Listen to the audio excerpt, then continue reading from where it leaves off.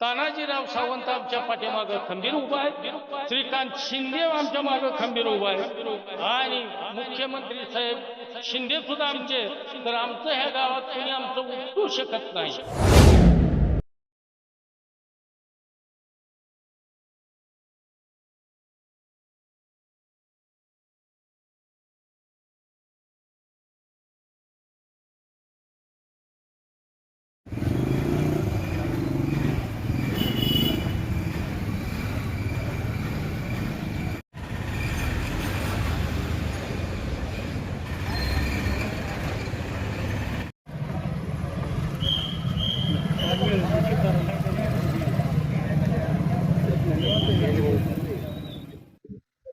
काय ही राजकीय याच्यातून होत आहे. आमच्या गावातले विरोधी गटाची माणसं त्यांनी मुद्दाम म्हणून जाणून बुजून काल ही असा प्रकार केलेला आहे आणि यामध्ये फक्त राजकारण आणतात. त्या राजकारणावाली नाव गावातली काही आणि परगावची परांडा तालुका, बीड तालुका, बीडहून काही लोक, इथली दुसरी काही समाजाची, इतर समाजाची माणसं, त्यांनी हा पैलवान ग्रुप असं करून दहशतीचं वातावरण माजवतात आणि असा प्रकार काल 7ला तिथं त्यांनी केला.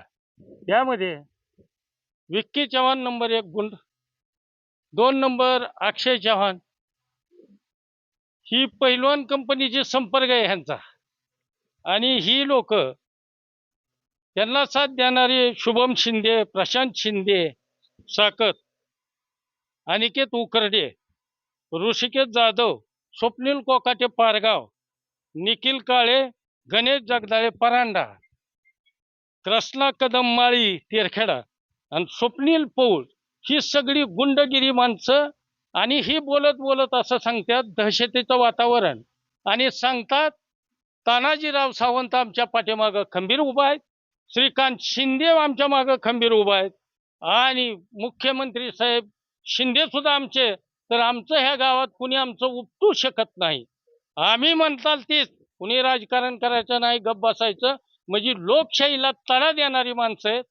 ह्यांचं गावागाव चौकशी केली तर ह्यांचा एकच फक्त अन्याय, पवनचक्कीचे पैसे आणि ह्याच्यावर चाललेला हा जो माज आहे, ती गोरगरीब जनतेला इथं राहणं सुद्धा कठीण व्हायला आलंय. आता कालच्या ह्या प्रकाराहून जनतेला सगळं माहित आहे. हे आमच्या गाड्या विनाकारण फोडल्यात इथल्या, फक्त ही खामकर कॉम्प्लेक्स म्हणून, दुसरं काही कारण नाही. आणि ही अतिरेक असं नेहमीच करते. ह्याच्या मागे ह्यांच्यावर 20-20 केसेस आहेत, तरी शासन यांना अटक करीत नाही आणि त्या जोरावर ही म्हणतात सगळी आमच्या मागे आहे, आमचं काहीच होऊ शकत नाही, ह्या गमांडीत ही वाटते. त्याच्यामुळे जनतेला इतका त्रास आहे की समोर झालंय घेतली नाही. भांडणाला कारण जिल्हा परिषद का विरोधात उभा राहिला. कुणाचा वाढदिवस असला त्यांनी काही करायचं, पण आमच्यात जेवायला आलेल्या माणसाला सुद्धा धाव, ही अत्याचार. म्हणजे हम करे सो कायदा असं असेल तरच ह्या गावात राहा.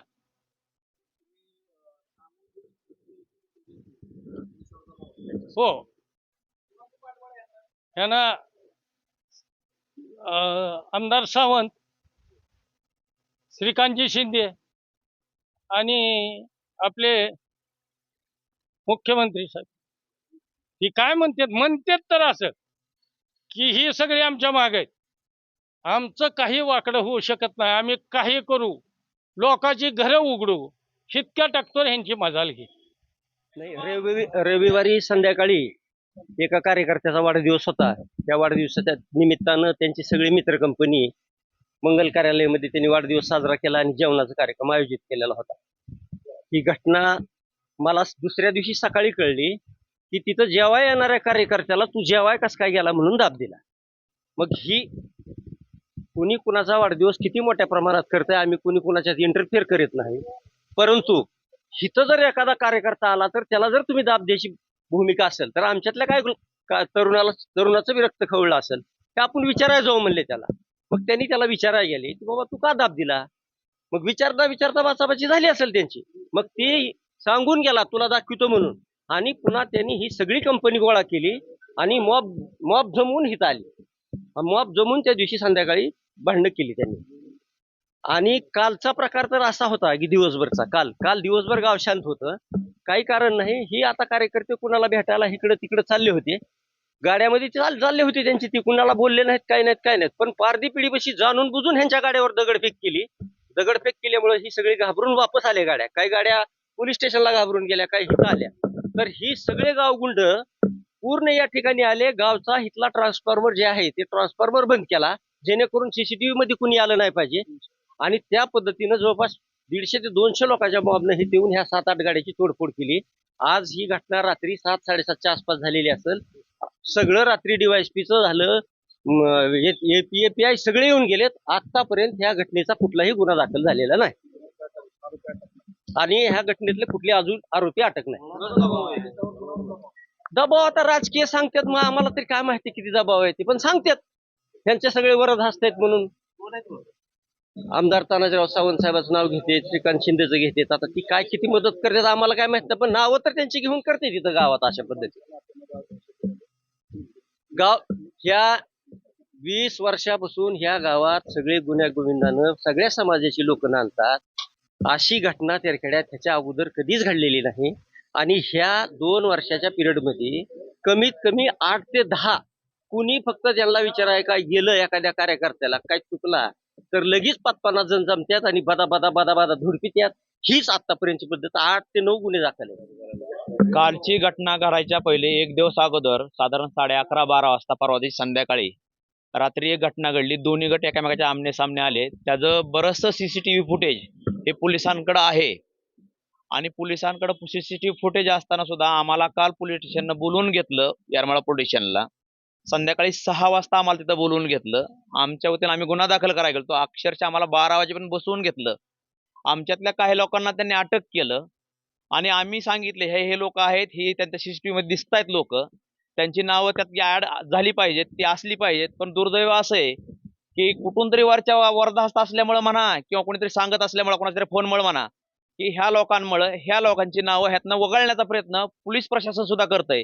मग जर अशी घटना घडत असेल ना, असं जर वागणूक मिळत असेल तर मला नाही वाटत की आपली लोकशाहीमध्ये आपण नांदतोय. तिथं नक्कीच हुकुमशाही आहे असं आम्हाला वाटतंय. आणि सरळ नावं घेताना माननीय आमदार तानाजीराव सावंत साहेबांचं नाव घेतात, माननीय श्रीकांतजी शिंदे साहेबांचं नाव घेतात, माननीय उपमुख्यमंत्री एकनाथजी शिंदे साहेबांचं नाव घेतात आणि उघड म्हणतात आम्ही ह्यांच्या घरातल्या बाया बाहेर ओढून काढू तरी आम्हाला कुणीही काय बोलणार नाही आणि कुणीही आमचं काही वाकडं करू शकत नाही. इथपर्यंत जर ह्यांची मजल असेल तर आम्ही एकतर आम्हाला गावं सोडून जावे लागतील आणि कुठेतरी दुसऱ्या गावात किंवा दुसऱ्या राज्यात जाऊन राहावं लागेल. इथपर्यंत वाईट अवस्था आजच्या परिस्थितीत आमची झालेली. काय सर नेमकी घटना घडली होती, काय 2 तारखेला रात्री 11 वाजता 2 गटामध्ये किरकोळ वादातून 2 गट एक समोरासमोर येऊन एकमेकांना दगडानं काठ्यानं मारामारी होऊन त्याचं रूपांतर मोठ्या भांडणामध्ये होऊन घटना घडली होती.